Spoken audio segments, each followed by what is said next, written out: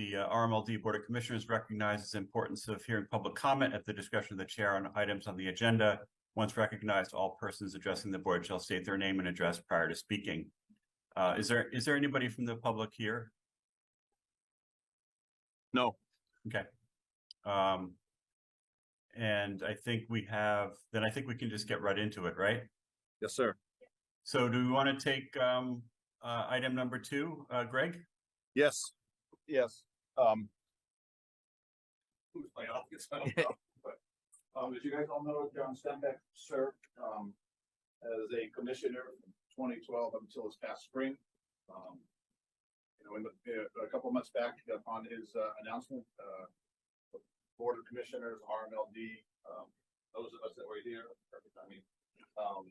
basically they expressed their thanks. But one of the things we also wanted to do is for retiring commissioners and retirees of RMLD, we have this meter lamp. It has the inscription on it, right? The inscription says, John Stenbeck 2012 to 2023, and that is actually a real residential meter circa about 1920, and it does, when you plug it in, it does illuminate. Yeah. That's really cool. Communicated with John last week. He wanted to be here. He misses being part of our team, but he really wants us to make sure we deliver that next week to his home. So, for official, from RMLD's perspective, I'll speak for the Board of Commissioners and the Citizens Advisory Board, myself personally, but we are very thankful to John for the service that he provided to RMLD and the town of Reading and all the customers of RMLD. So, if you guys want anything else, but the very sought after meter lamp, yeah, very, very popular. Absolutely. It is a great gift. Very unique. Really nice. great. Back to you, Dave. We all thank John for his service, wish him well, and thank you for arranging that, Greg. Anybody else have anything they would like to say? If not, we can move on with the agenda. I think I didn't want to rush. Nope, it's good. You're good. So I think we realize there's not any member of the public here, so that is there is no public comment to be had. Report from the Citizens Advisory Board. Is there any report from the CAB? I didn't have anything prepared at this time. Okay, that's fine. Are there any board liaisons here? No. Okay. Then it looks like we can move right along.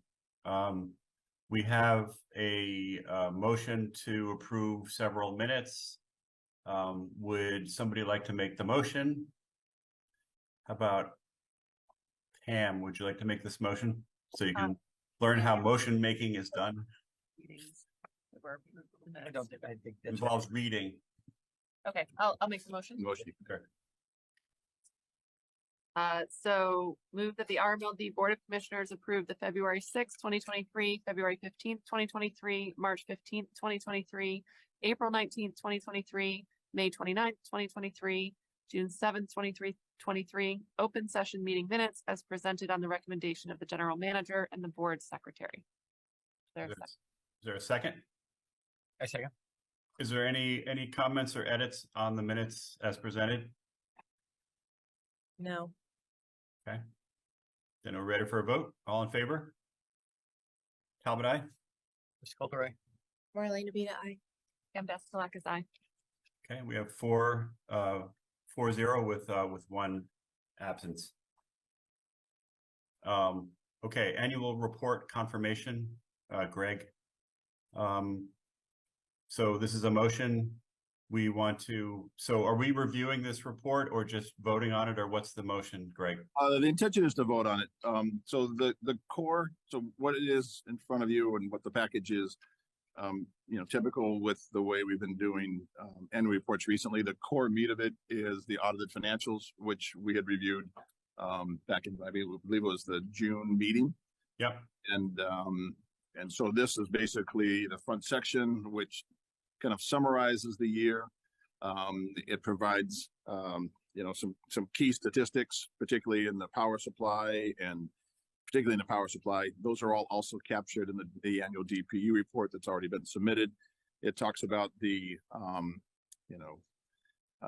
art contest that we did and just Yep. kind of sets the stage. So it's a brief summary, that first section, but we've already voted on the approval of the financials, which is the core of it, is already done. So this is more the intro. And yes, we'd like to vote on it if we can. Okay, can you just toggle to the screen that has the characterization of our non-carbon and carbon portfolio? Absolutely.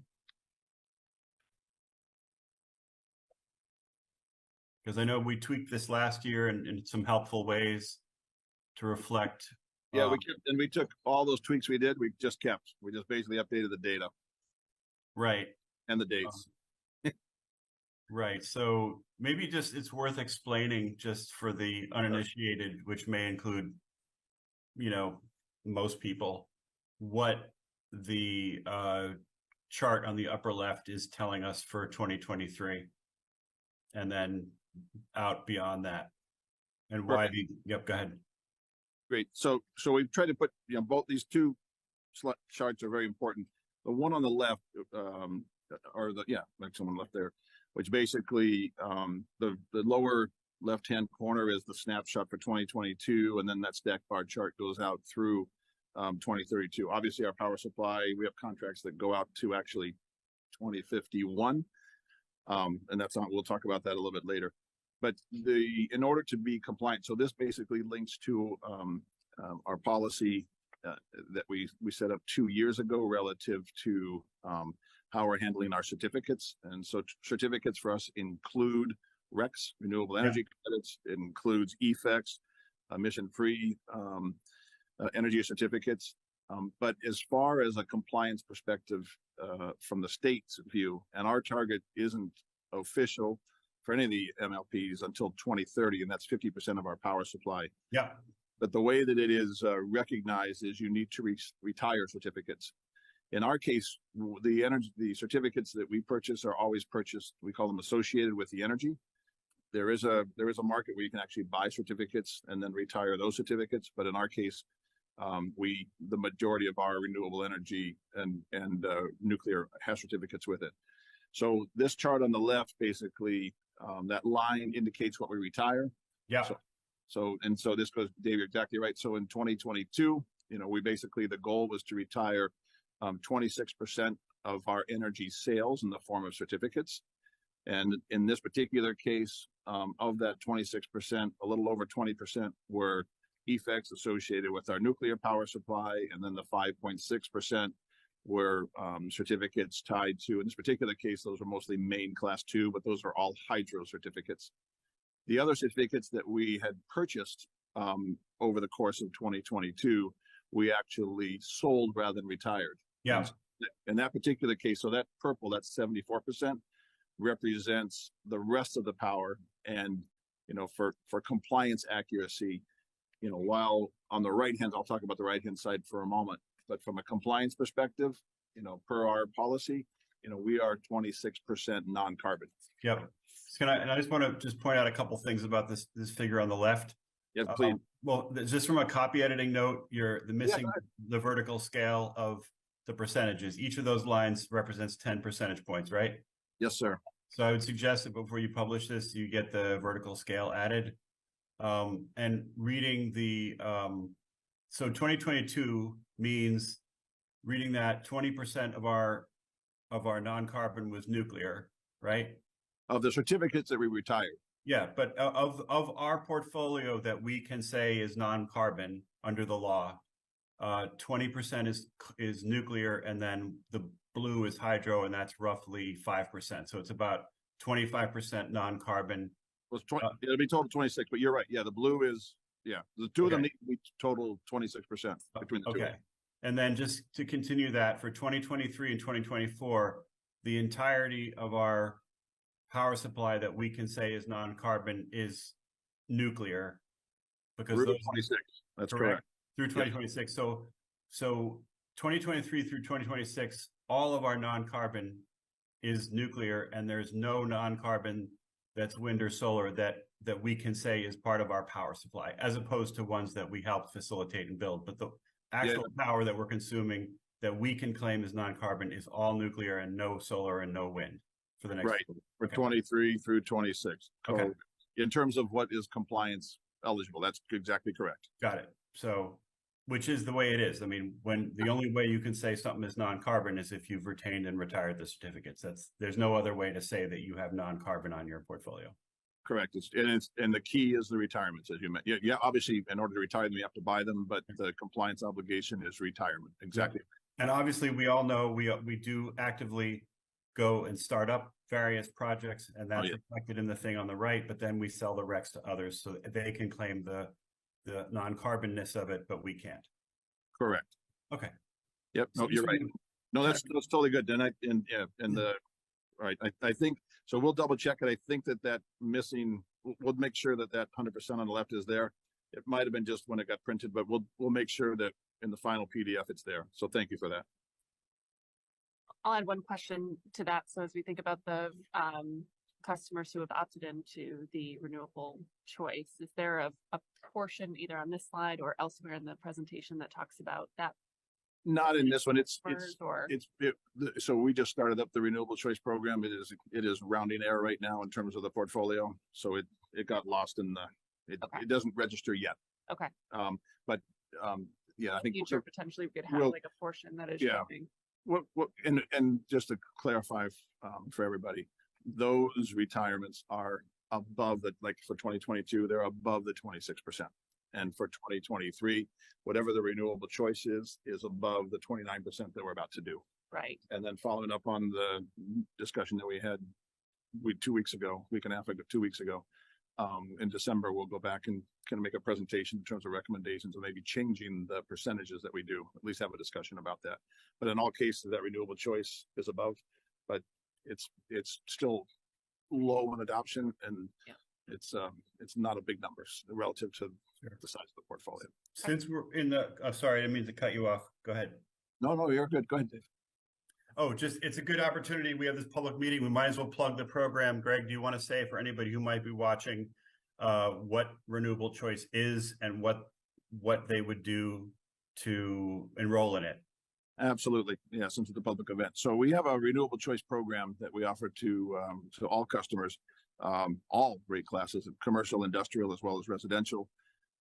It allows them to earmark additional dollars that would be included in their bill above their regular bill that go into a pool, and then on a quarterly basis we retire certificates. In this case, well, currently the way it's structured is class 1 certificates, so primarily Mass class 1s, but Mass class 1s, Rhode Island class 1, Connecticut class 1s, but right now it's primarily, so it's only class 1s, but it could be any one of the states. The intention there, we have 3, because this year we're going to be at 29%. The 3 tiers are 50%, 75%, and 100%. So we basically, there's a simple spreadsheet on the website. It'll basically allow you to look at all 3 of them and get an estimate of what the incremental cost would be for your bill, depending upon your kilowatt hours. It's tied to your kilowatt hours. Of course, your kilowatt hours vary each month, so it'll vary. So that's on the website. There is a form that you can actually fill out on the website, but of course you can always call customer service or email customer service, and they'll walk you through the process and give you more details behind it.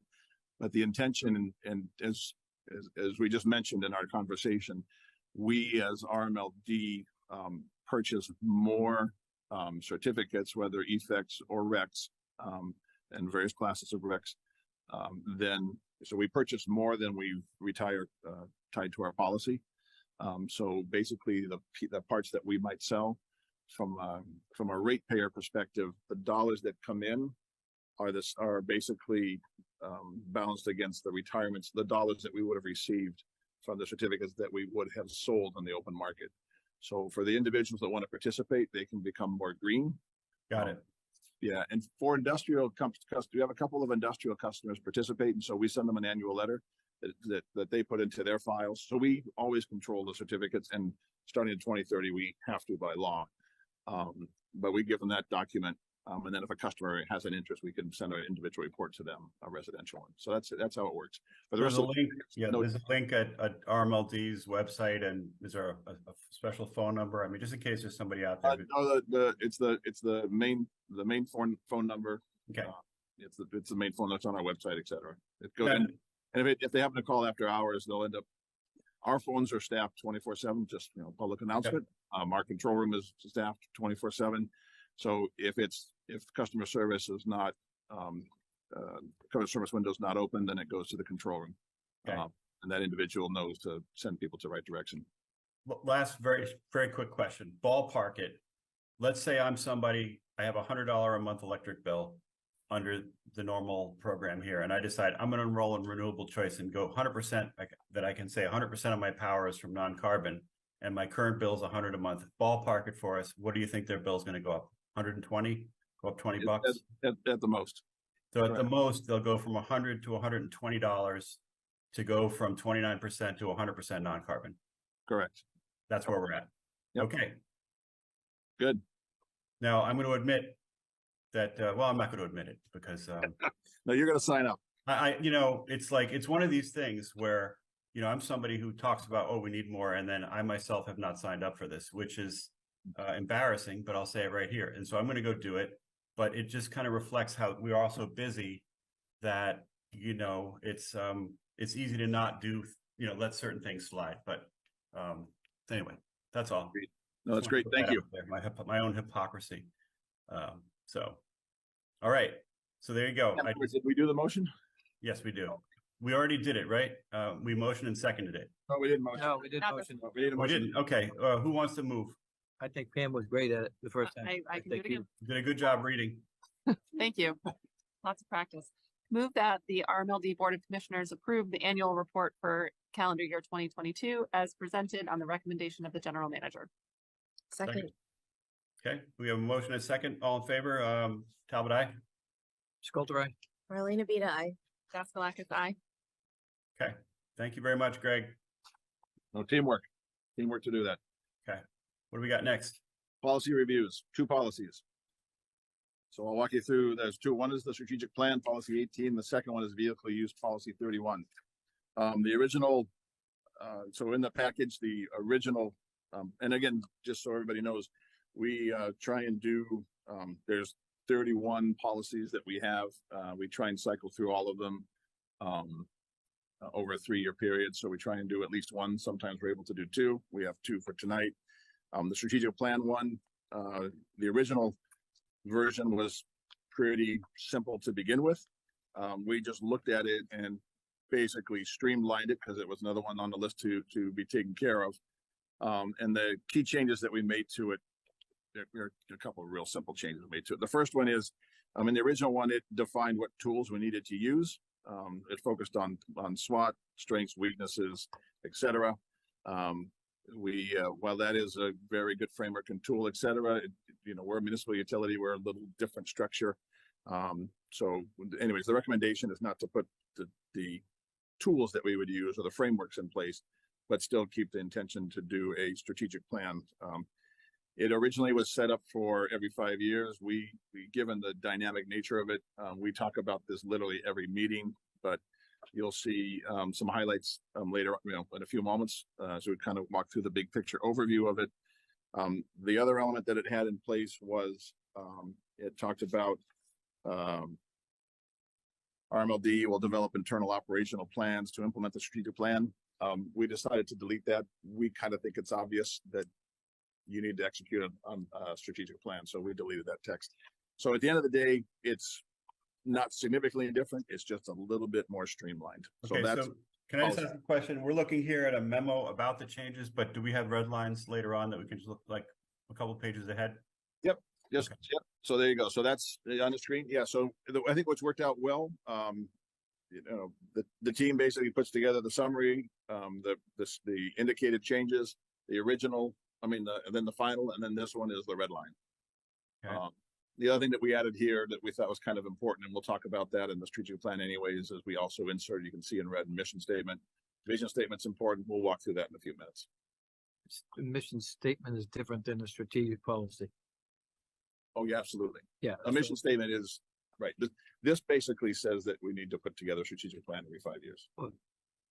Well, it says strategic plan shall set out a mission statement. The mission statement is different than a strategic plan. It says, Are you running the pieces here? well, so the red, is the red an ad?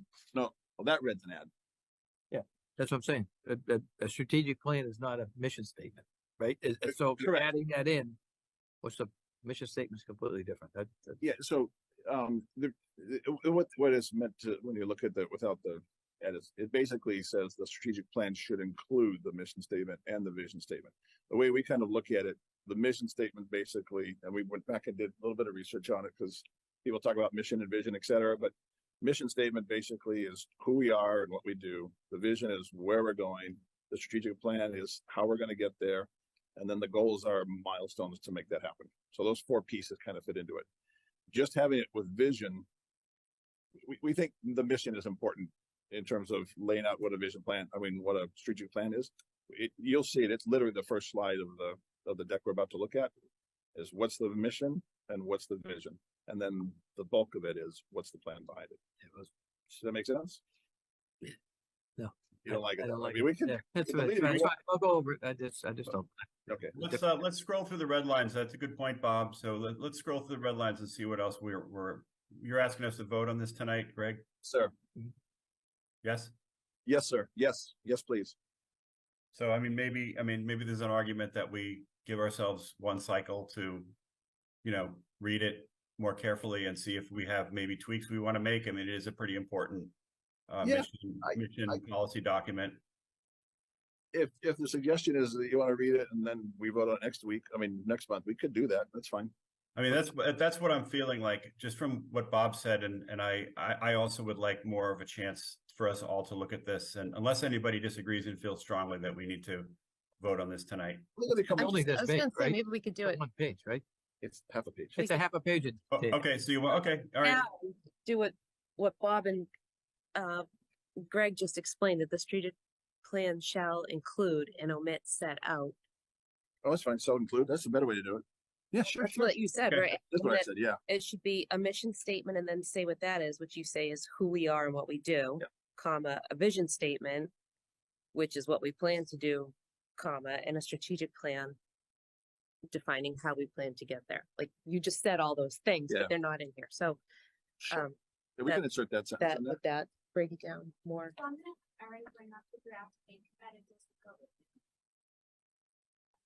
Perfect. Yeah, actually, the first slide of the strategic plan, it has the words that I just used, what the mission is, what the vision is, what strategic plan is, and what the goals are. And we could put it right in that first sentence. And I think you're right. It shouldn't see set out. It should be include. So are we live editing this now and voting on it, or do we want to, what does the board feel? I think we should just live edit and vote. Okay. It's simple enough. Okay. Sorry. We're gonna switch. Hey, wait, bear with us just a moment, Dave. We're gonna switch screens. Hold on. Oh, perfect.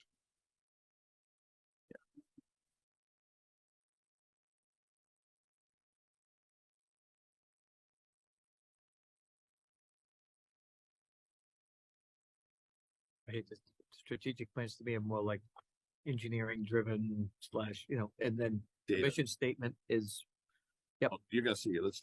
no, I'm just, that's took- why I'm looking at We that. took our mission and vision statement and it was done a while back and there was Yeah. a lot of thought that went into it, but we're in a different era. It changes. That's Yeah. the. And so and I've it's changed also things tight. too. Well, and to that point, I know we'll get to the edits on the top section, but the detail that talks about it's going to be updated every 5 years. Mhm. And it goes At out least for 2 every 5 decades, years. at least every 5 years. Is there an opportunity for us to include something here about just a kind of a pulse check on how are we doing against the strategic plan? I know you took out the comment around developing the operational plans against it, but so we don't want it to go on a shelf for 5 years and then, Oh, yeah. So where I'm going with the comment, like every meeting is a snapshot and update. And I view that because we're presenting to you, here's the next piece of, here's the next thing that we're doing. Sometimes we need approval, sometimes it's an update. We typically, and we will put this in place again, and that is, kind of a year in review from the, here's the general manager's report to the Board of Commissioners on an annual basis, here's what we did. And we want to try and tighten that down. Here's what we did this year to focus on. Here's what we did against the plan. And here's things that weren't part of the plan that we executed. And here's what we did against the budget. We're going to try and put that discipline in place in a tighter fashion, as opposed to a laundry list of, we set 50,000 poles and we moved 4 transformers. Those are all important pieces, but like, how does it With the drive? context of. Yeah, the with broader- context behind it. So that's what I think is going to be different. So perhaps just an additional line after saying that you'll present the results of the comprehensive, 2-decade plan at least every 5 years, and just say, and annually, provide an update on progress against the strategic plan. I like that. And we provide a progress update. Yeah. And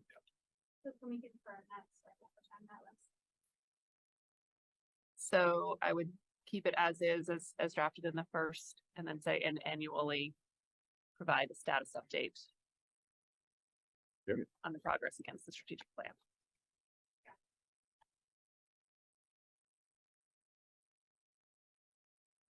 Sorry, are you on?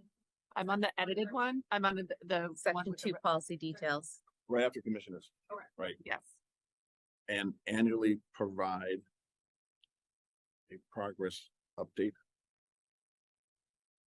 against Yes. the strategic plan. And yeah, there you go. And Versus. you wanted to change set out to include? Yep, change that too. If you like lessons, we'll go back up and change the include. I really like lessons. Okay, good. Let's change to that. So shall include.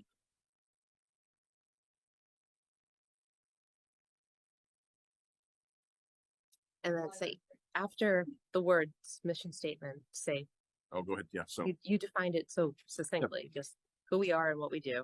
yep. So just put in parentheses who we are and what we do. And then vision statement. Our direction. Where we are going. Yep. That's better. Strategies.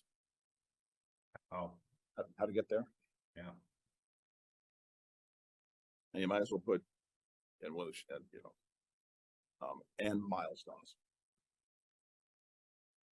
So put a comma there, put a comma and milestones, and then we'll drop the and out of the strategies. Okay, then leave it there. That's fine. Do it just like that. That's fine. That's cleaner. Breeze about it. Great, good How's change. that read? Looks good. Looks like excellent changes to me. Yeah. You need a comma after implementing up top, just grammar. Yes. Dave, yes. People have differences on that opinion, but I would Dave. Sure, well, but Microsoft Word was agreeing that it needed to be added. Oh, I got that too, Dave, but Yeah. Says Just the me. journalist, what does he know? yeah. I don't know. I don't know the rules. I just follow what Microsoft Word wants me to do. I'm with you on that one. Okay. And then to do, so view, no markups, so they can see what it looks like. So go to review. Oh, then just, okay, just make it all black. Okay, there you go. It's fine.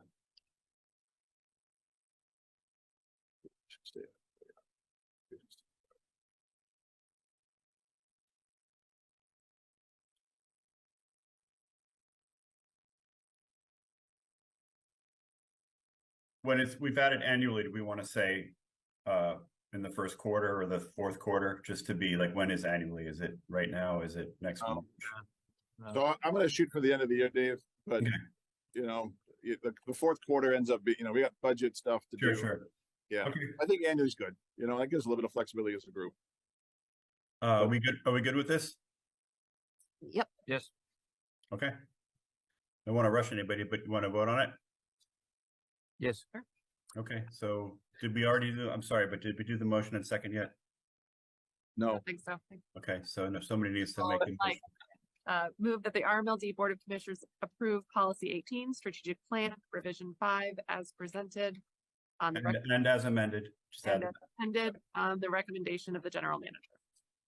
Second, okay, all in favor? How Sure. many? do roll call, just. Yeah. Goodbye. Marlena Beta, I. Talbot, I think that's 4-0 again, right? Yes. Yes, sir. All right, thank you. Good All edit. right. All Good. right, and what do we Next got next? All right, policy 30, vehicle use policy. So this was 8 pages. A lot of these policies are very long. And so what we want to do is we look at policies as being direction that the Board of Commissioners provide to RMLD through the general manager.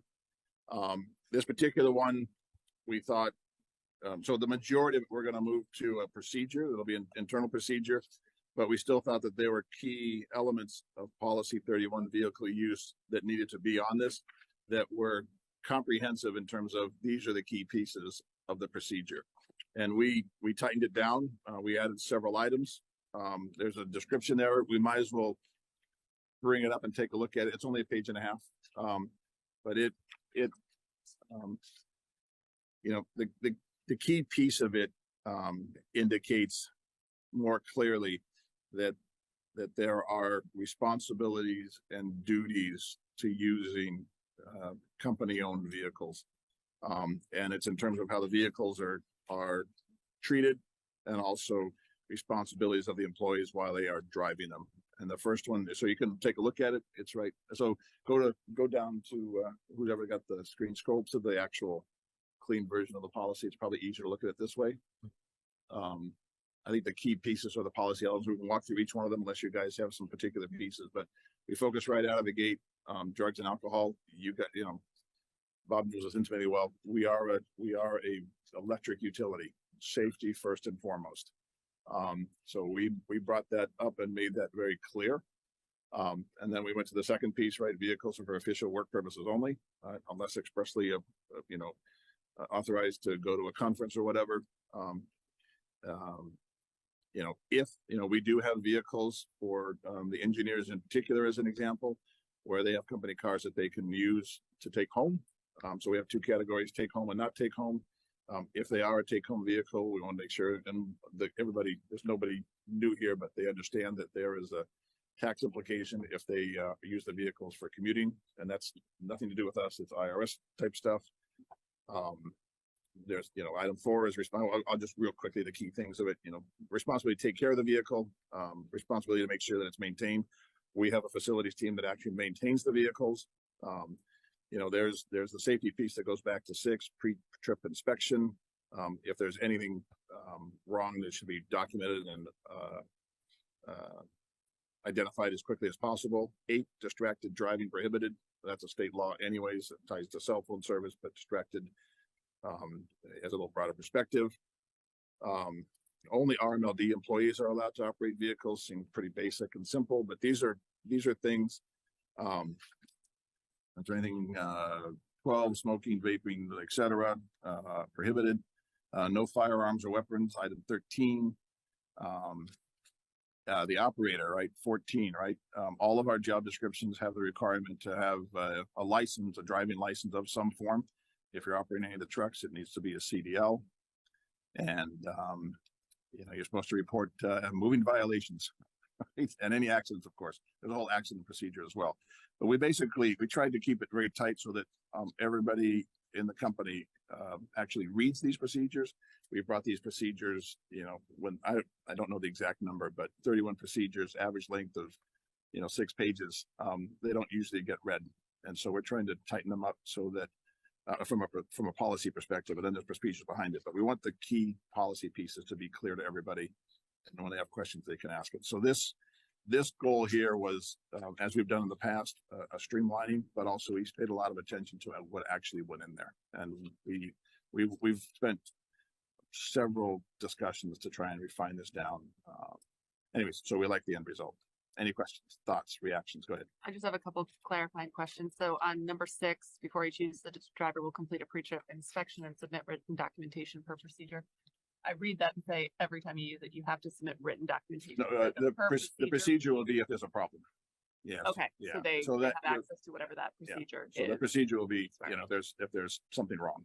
Okay. Bumpers hanging off of the light doesn't appear to, you know, And in that case, are they But pre-trip inspections, always. authorized to use the vehicle at that point? It'll depend or upon they're- the severity of the issue. Okay, and that's also in the procedure? Correct. Okay. Distracted driving is prohibited. You said mass law, so that's defined in that mass law and what distracted driving constitutes? I'd have to double check with Janet again, who gave us that language. Okay. So I'm fairly, so I believe I am 80% certain. 'Cause You we might got- want to, sorry, Yeah, go ahead, Dave. I was gonna say, I mean, you might want to delete that one only because there's many things that are going to be prohibited, including drunk driving, speeding, driving on the wrong side of the road, distracted driving, everything that's not legal would also be. So, or just change it to, they must adhere to all applicable laws. I like the idea of, I think the distracted driving probably mostly speaks to cell phone usage, and we don't explicitly call that out elsewhere, and I think that's important to Why don't I say distracted expectation. driving with an emphasis on cell phone usage? Mhm. Or if there's a piece of that that's over and above what state law already prohibits, maybe you say you must comply with all laws. Additionally, may not do X, Y, or Z if there's something that's more than what's already in the law. Yeah, Dave, that's actually an interesting idea. The reason why we put this one out is that, we have an 8-page procedure. Yep. And, the informal poll is, how many people read the 8-page procedure? Few. Right. And read Massachusetts state law? Fewer. So, and this one we think is important. So, Okay. All right. No texting and driving. My opinion, keep it in there, but distracted driving is prohibited as per MGL. Right? Yep. Cover your butt. okay, But you definitely, because talking on the phone, if there's technology in the car, lets you do that. That's not well, distracted that's not driving. just exactly right. Right, I is think that's why, hands-free okay I versus think that- not? Right. Yeah. We don't need to define that. Technology defined it. Now you're getting back into all Yeah. the crap you just pulled out, right? Yeah. I think it's pretty, Mhm. it's distracted driving is prohibited, We'll just- as and per- we'll add so on 8, we'll add comma as per MGL or Mass General laws. We'll write out Mass General law. That makes sense. You got it up? Okay, we're not on the screen. This is helpful. Thank you guys for doing this. In a minute, she's gonna just scroll it up here and scroll down to 8. And we just write out Massachusetts general law, just Massachusetts general law. No, spell it out. Yeah. I'm sorry. Yeah, because you don't know, you don't want to, because there's too many of them. Oh, it's, And maybe and we're trying, we're trying to emphasize key points for the employees. I mean, this all seems pretty basic stuff, but But you also want to be able to point to it if there's something that That's true, too. happens and have it not be Yeah. ambiguous. Right.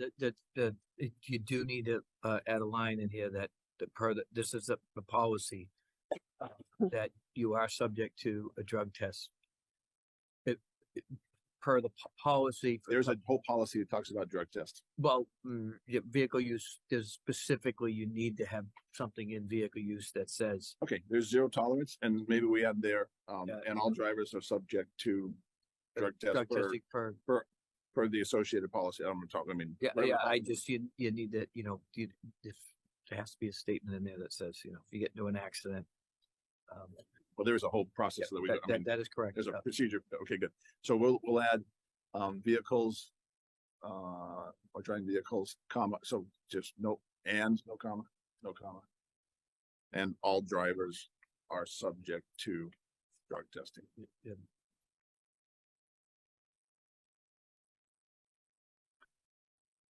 On policy or element 16, what are CDL drivers? Commercial driver's Commercial license. driver's license.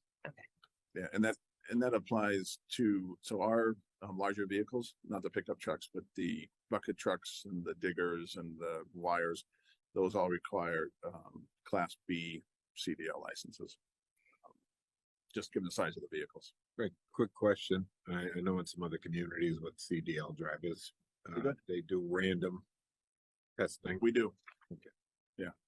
Well, I think, Bob's point to say, hey, so we actually have a random drug test policy. Right. It's in place. It has been Right. in place for a long time.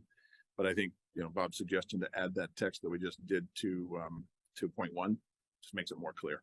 up front. I think that's a good Yeah, suggestion. and if you are gonna add that for a drug test, you might just wanna go drug/alcohol. Okay, Just great. Suggestion. Subject to drug/alcohol testing. That's great. Not telling the board. Just, Why don't we say that testing consistent with RMLD policy and procedure? We have a whole, right. we're working I'm sure through that. We're actually working through that piece because it's another 10 pager, and we probably won't trim that one down because that's got different kind of legal implications. Look, that one's not for today. It's coming. Right. We're not quite ready for it yet. This, you would think this is pretty straightforward. It's not. You'd have to think this stuff through, and you need legal advice, and Absolutely. for all the reasons you guys mentioned. So that's why we do 1 or 2. One small note is that a few places where they're called municipal vehicles, shouldn't they be called utility vehicles? And it says municipal work purposes, but you probably want utility work purposes. Hadn't This running municipal line. Or RMLD, because we're not talking about the municipality, we're talking about RMLD. that's actually a good point, Dave, because on 14-15, we actually have RMLD. So Right, you have RMLD a lot of places, but up top you have a few that are municipal. by driving, what we'll say, Change them all to RMLD. yeah, let's just do it right now. So on 1, Okay. let's change that to RMLD. And that's, And on 3, right in front of 3, Yeah. no, municipal there. That's fine. If a, so 3, if a, Dave, and or A for RMLD. And sounds better. Okay, good. why are you calling them municipal work purposes? In there, if We can drop municipal, just official work Yeah. purposes. Okay, you're installing a meter at somebody's house, it's not municipal work. that's fine. No, I like fewer words, so I'm a Okay. fan. Let's see. RMLD vehicles, I think, just looking quickly, the The rest of them are RMLD vehicles. Yeah, go ahead. just on our first line, the line that was taken out from I think section 6, some paragraph B. It's in the stricken version. So the employee may be subject to post-accident drug and alcohol testing as required by applicable laws, regulations, and RMLD policies and relevant collective bargaining agreements. Maybe you can shrink that down. Employee, vehicle use is subject to drug and alcohol testing as required by, use that same sentence. Just say, vehicle use is subject to that, rather than have, and all drivers are subject to drug and alcohol testing I'll consistent. just use a different sentence Just, than that. just use the sentence that came out I've got of, it, section 6. Where'd you get it? it came out of section 6 in the accident procedures. Yep, But we have all the- actually. And it's in the stricken version, and it's in subparagraph B. The first sentence. Just the first sentence. Okay. Yeah. On page 7 of the edited version, or you just, I can just read it to you if you want, whatever's easiest for you. Instead of the and all drivers, the suggestion is to delete that, leave the period there, and add the following sentence. And we'll say an employee may be subject to post-accident drug and alcohol testing. Omit post-accident, may be subject to. Oh, okay, great. Oh, you're right. Yeah, I'm sorry, you're right. Delete, yeah. Testing as required by applicable laws, comma, regulations, comma, and RMLD policies and relevant collective bargaining agreements. In this case, Dave, no comma. okay, Are you with me on that one? whatever Microsoft Word says. Great, thank you. Okay, good. I like it. All right, we good? Yes, sir. So Thank you. motion, Over to you, Pam. Move that the RMLD Board of Commissioners approve policy 31 vehicle use revision 2 as presented on the recommendation of the general manager. As presented and amended on the recommendation of the general manager. Second. All in favor? Ms. Talbot, aye? Marlena Beta, I. Gastelakis, aye. Okay, great, 4-0 again. By the way, is Phil, Phil said he was landing at 6:30. Anybody know if he's gonna join the meeting late? He got delayed and will not be joining. Say again? We believe he was delayed to a point where he's not going to be able to be here tonight. That's Okay. the latest information Erica just shared. Okay, because I may need to drop a little early, like in a few minutes. You How want to many? do the pass right now? Say again? Do you want to do the pass to Marlena now? Maybe, yeah. And then I'll stay as long as I can. So yeah, how about that? We'll hand off the chairmanship to Marlena and or whoever. But yeah, that's fine. Is that good for you? So Sure. Marlena, you good? Good. Actually say anything to do that? You could just say on to, Okay, on to procurement requests, board approval. all right. So we have two in front of you tonight. This first one is RMLD IFP 23-37 being the 37th this year. This one is for pad mount transformers. You know, we talk about transformers a lot. The background on this is we have an ongoing need of replenishing because we install them in the field on a regular basis for both growth and replacement of aging ones. So this particular one, it's the second one that we're issuing for pad mount transformers in 2023. After we awarded the former one back in March of 2023, there remained approximately $643,000.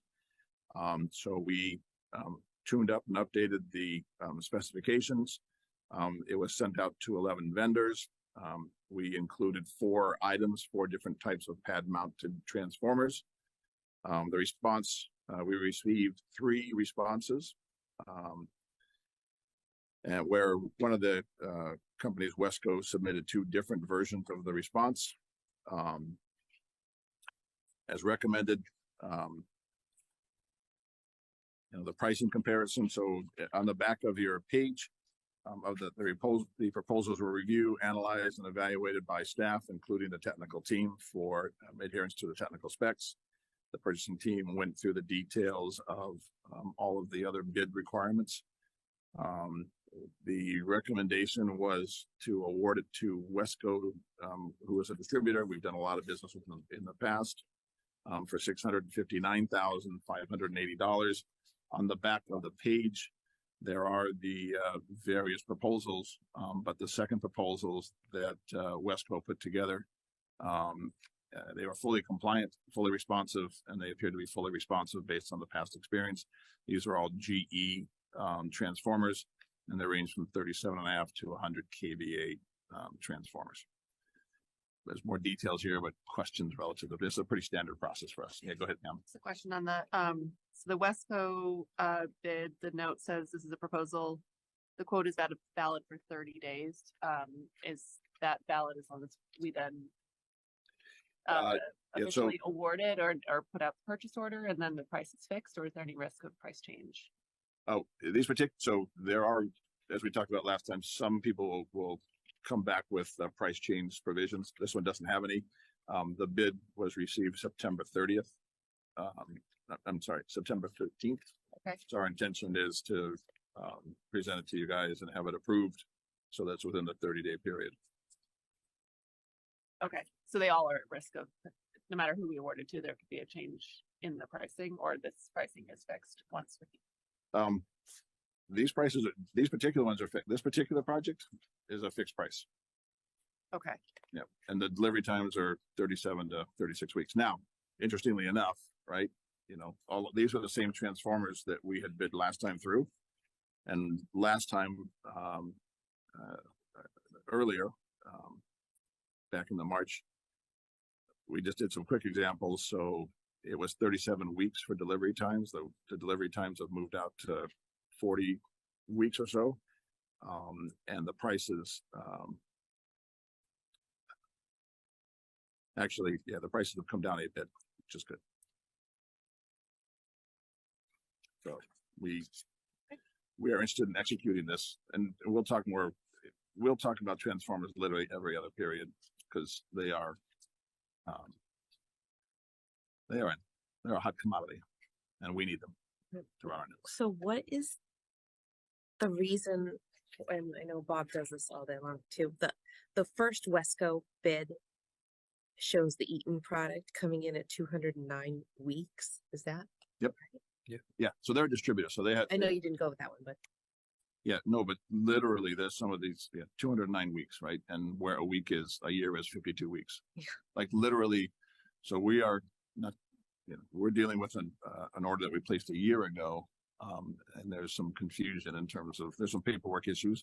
But they basically reminded us that the current delivery times for that particular product, it's not this one, but 200 plus weeks. Crazy. Okay. So this is part of the reason why we need to stay, we might typically do this once a year, every 2 years. We're doing this 2, maybe 3 times a year. It's fast. I mean, we're looking at a whole bunch of other ways to maybe increase the orders. But this is a critical item for our operation. all right. But yeah, 200 weeks is not. Go ahead, Bob. Everybody and their brother is over ordering, and you get one natural disaster after another, and it just depletes the supply. And it just puts more and more pressure, especially customer driven jobs, that you have customers with work that is complete, that waiting for transformers. So, they're sitting there with buildings complete in the dark that they can't energize. And you're telling some people 6 months, a year before I can provide you a product. And it's industry wide, and it's not just, New England or Right. It's But- not just transformers, it's switch gear, it's every single element of the Crazy. trade business. And the smaller you are, Yes. the less, the less buying We're a power big you have. MLP, but we're a little player in the big fish of, in the Yeah. big pond of So bike transformers. you basically are buying factory slotted time in the future, and I'm shocked they're giving you a fixed price point. Yeah. 'Cause Well, usually- because look at the time horizon. Yeah. Yeah. So that's the only reason why. Yeah. Remember when we did the distribution substation transformers? Yeah. One of the bids was, hey, you'll give you a fixed price right now, but it's only valid for a year, and delivery is 3 years out. Yeah, that's correct. Yeah. Right. So All right. it's, Well, if there's any further discussion, Thank then you. maybe we should move yeah, this one along. yeah. All right. Pam? Sure. Move that IFP 2023-37 for pad mounted transformers be awarded to Wesco Distribution Incorporated for $659,580 pursuant to MGLC 164, section 60, on the recommendation of the general manager. Can we have a second? Second, Thanks, Dave. Marlene DeVita, aye. That's Talbot, what aye. Ms. Coulter, aye. 4-0. Thank you. All right, the next item. So the next item is RMLD IFB 203-48. This is the removal and transportation and disposal and remediation of hazardous materials, including emergency response services. So this is an ongoing, this is a 3-year contract. Our current one needs to be renewed, so we sent it out. It's basically on call or as needed contracting services for the remediation and again, the same thing, immediate transportation disposal of PCB contaminated materials. Some of the old transformers have PCBs, also non-PCB contaminated materials. It could be simple as a hydraulic oil spill from a truck where a hose broke. It could be a transformer failure because the base rusted out and we had an oil leak. It's a whole broad set of it. So this basically is I'll call it a blanket contract. It is for 3 years. It also includes recycling of batteries, fluorescent tubes. We have an oil and gas separator. So it's basically the remediation. The previous bid that went out, that we did 3 years ago, was with a company called ACV. The new recommended vendor is a company called Green Site Services. We have an ongoing, licensed site professional, LSP, that's Cushing and Jamalo. They're our authorized agent to, supervise remediation activities under this agreement. They know this vendor, Green Site Services. They're well respected. We have worked with them in the past. But our recommendation, so from a bid perspective, they were the most responsive and responsible. There's background there between the Clean Harbors bid and the Green Site bid. There were some exceptions taken to the Green Harbors bid. The price difference in terms of the examples were slightly higher for Green Site Services, as you can see by the example provided, but there are no exceptions taken. So the recommendation of the RMLD team was to award it to Green Site Services. Go ahead. If I may, Green Site Services, what's their size? I'm just, obviously Clean Harbors is the giant. They're massive, yeah. Yeah, in the room. I'm just not, I'm not about to say that I need to know them, but you said you have not worked with them? We have not worked with them, but our LSP, Cushing and Jamala, has worked in the past. They're very well respected. I don't know a sense of size, but they're not a new entity. They've been around for a while. They're not Clean Harbor size. But there wasn't any concern from Cushing and Jamala or from the research that our purchasing people did concerned about the size. I know we talked about with MV8 transformers at one point in time, we did a little extra research on them. I don't have the detailed answer to the question other than Jamala, Cushing and Jamala. We did our research. I just don't know it off the top of my head. Yeah, okay. No, that's fine. Was there any feedback from the 15 companies that decided not to bid on why? Too busy. And when it says job A and job B, are they both here at Ash Street? No, they were examples. So every job's a little bit different. They're typically in the field. There's not typically stuff done here. But on any given week, there's, out of the 3,600 transformers, some of them are old. Not every given week, probably once a month. We have something. And while we will do all the electrical work and pick it up, we have to have somebody licensed to handle the materials. And it's a state requirement. So we need to have, so that's why we subcontract it out. Any further discussion? Move that IFB 2023-48 for removal, transportation, disposal, and remediation of hazardous materials, including emergency response services, be awarded to Green Site Services Group Incorporated for an estimated amount of $50,000 per year, pursuant to MGL C30, Section 39M, as the lowest responsible and eligible bidder on the recommendation of the general manager. Do you have a second? Second, Marlena Beta, I. Talbot, aye.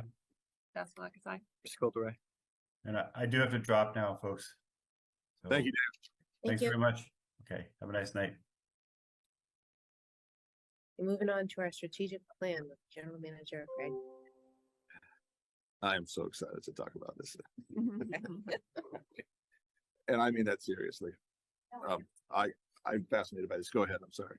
I was gonna ask you, get uploaded the calendar today. I don't know if I can't find it on your website, but it's logged. Oh, yeah, we can. Yes, Use mine. I'll watch it up here, but I'm doing it for. Okay. Yeah. Right. So I'm going to try and keep this to 20 minutes and do Q&A. I mean, there's, 20? this is not 100-page, 20 minutes? binder. Yeah. Okay. 10 minutes. Fine. I'll be fast. That's it. All right. Good. Thank you. Mission vision, real short and sweet. So we took the original one, we modified it in the context. So as you can see on slide 3, go to the next slide. I'm going to just hit highlights here. So go next slide down, 2 slides down, 1, 2. Oh, am I supposed to control it?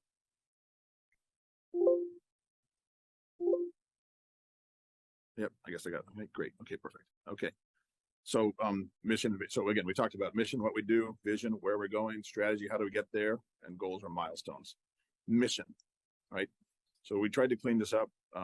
The internal organization recognizes these words: reliable, low cost, non-carbon. You guys will recognize them as well. So the RMLD team's mission, right, is to serve our customers. So there's a team emphasis. There's who we're serving and what do we deliver? Reliable, low cost, and we put increasingly non-carbon energy, because right now we are not 100% non-carbon, as we talked about in the portfolio. So that's who we are, and that is going to stay in place. I mean, we can change it, we'll give our input on it, but that's how we kind of look at ourselves.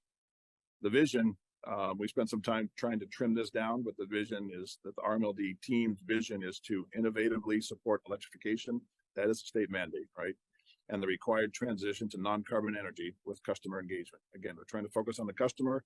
We're trying to focus on electrification and the transition to increasingly non-carbon. Those are short, sweet. The organization can wrap their heads around it. Yeah, I'll take any input on it, but we kind of like it. Any reactions? Put the word responsible. Add the word responsible. Add responsible? Yes. Yeah, I would say in the vision, responsible. Okay, Sorry, good. where would you put responsible? I would put in the, well, either one in the mission, probably in the mission be better than vision. You know, Is responsible to serve our customers? well, I'd say, reliable, low cost, Increasingly non-carbon? well, responsible, transition to a responsible transition to non-carbon energy. Oh, I got it. Yeah. Yeah, sorry. that's a better place to put it. Response, yeah. And there, We can all convert it all at all costs, but that's not responsible. got it. Correct. Good point. And I'll make that edit to the vision. I'll put it in the vision and we'll do a little wordsmithing on that one. I'm not going to read through the executive summary. You know, it's meant to be a quick summary. I'm gonna hit a couple key pieces of the slide. I'll literally get it done in 10 minutes. So on slide, I got the controller, right? So slide 5, right? This is external. So we looked at the context, right? So if you're going to do something, like what's the world that you're doing all this in, right? What's the context? So external view and internal view. You know, from the external perspective, we talked about it before. We called it the seismic impact that the 2021 climate bill has on how we run the business, right? And if you guys remember the key pieces of the 2021 climate bill, otherwise known as S9, is now climate law. But it did two, and from us, it did two major things. One is that it requires our customers to increasingly use non-carbon energy for transportation, which equates to EVs. There might be hydrogen as well, but EVs is the current method. And there's a target of 2035 to no longer sell internal combustion, no longer to sell light duty vehicles with internal combustion engines. I should take one step back in terms of the context. That the big picture is this transition to electrification and decarbonation is driven by legislation. And so our view is not to get into the discussion of is the legislation fair or not fair. It is what laws, what rules do we have to follow and how do we get there? The other working assumption we have is those, regulation and legislation can change, right? It can change, over time. It could change, with an election. Our working assumption for all of this is that the current laws will remain in place for the foreseeable future. We don't currently see any softening of those. There is a potential that they could tighten. But our working assumption for the model going forward is this is what it is. And so there's the issue in terms of transportation. And from that transportation requirement, we basically have put together models in terms of EV growth adoption. You heard me talk extensively about data analytics, and so you're going to see a lot of data here in a few minutes. We're not going to get too deep into it, but at the end of the day, load is increasing and EV is a key driver of it. The other piece is buildings, transition to buildings. Right now in our service territory, based on some of the work that we did with Reading Climate Action Committee over the past 2 years, about 50% of our customers use oil to heat their houses, and about 45% use natural gas, and the balance are propane, and there are a couple of electrical and some air source heat pumps. Over time, the state law is trying to drive the electrification of the heating and cooling of buildings. Cooling is already, for the most part, already done with either window air conditioners or central air conditioners. So there's that electrification piece. There's also the piece that we've talked about before, and we choose our words very carefully on this. This was also a topic that ISO New England presented at the NEPA meeting a couple of weeks back, and there are a few slides here that we probably won't get to tonight. But one of the things that he talked about was that as we transition to increasingly non-carbon, there is an inherent fragility. Again, ISO New England the responsibility is to maintain the reliability of the network. They don't own the assets. They are there to administer and manage them. So we are looking at what they're seeing, as we've talked about in the past, the Mystic generation plant, which is about 1,600 megawatts. It will be closed in May of 2024. That has implications in its own right. The overall capacity of the network is roughly 35,000 megawatts. 1,600 is not trivial, but it will be taken off. And there's a lot of other retirements that are scheduled, and that's one of the things that Gordon Van Willy talked about in his presentation as well. In addition, if that property, well, not if, it will close, but it also puts at risk the Everett Marine Terminal, which is adjacent to it. That has implications for the natural gas network. Natural gas right now represents about half of the energy generated in New England. The other things that are happening, as you guys know, there are plans for up to 17,000 megawatts of offshore wind, with the exception of one project. The other projects have been canceled, and they're trying to rebid them. At the end of the day, there are significant delays, and there are more likely cost increases to the offshore wind stuff. In addition, right now, there is capacity in the transmission network to handle up to about 6,000 megawatts of that offshore wind. After that, new transmission systems need to be built. That's a challenge in its own right. So there's a lot of elements that are basically saying that the external context is becoming more challenging. Internally, again, I'll just go real quickly, just quick highlights. I want to get to the data. Given our current load and our current load forecast, our power supply portfolio is in good shape. It needs to be managed. But as we've talked about before, we're migrating to more and more intermittent resources. And, while, and there's the issue associated with the retirement of certificates in terms of what we claim for compliance. But if you look at the actual portfolio, increasingly so a good portion of our network, of our supply from the hydro perspective, hydro is in the high 20s right now. Our intention was to have it in the low 20s, but anyways, it's tied to lower demand, et cetera. So we're not doing a whole lot of our hedge right now is nearly 95%, and that is partially due to 2023 has been a fairly mild year, and so kilowatt hour sales or the demand that we've needed to serve has been lower than we had anticipated. That's fine. It's good, but that basically moves some of our portfolios up. We are unique as RMLD. We have two tie points. We tie to both the Eversource transmission system and to the National Grid transmission system. Station 4 is Eversource. Station 3 is National Grid. As you guys know, we'll talk about it at subsequent meetings. I'll do a little bit of update in terms of the general manager update, but we are also in the process of putting substation 6 in place, currently scheduled to be on Ballard Vale. That'll create another tie point on the grid network. And then when the Maple Meadow project ultimately materializes, there'll be a fourth tie point to the Eversource. Again, that's important from a reliability perspective. So those are some key points. Our battery storage system right now, we have a 5 megawatt 2-hour battery system. As you guys know from the past approvals, we're planning to add another 30 megawatts of nearly 3 hours by early 2025.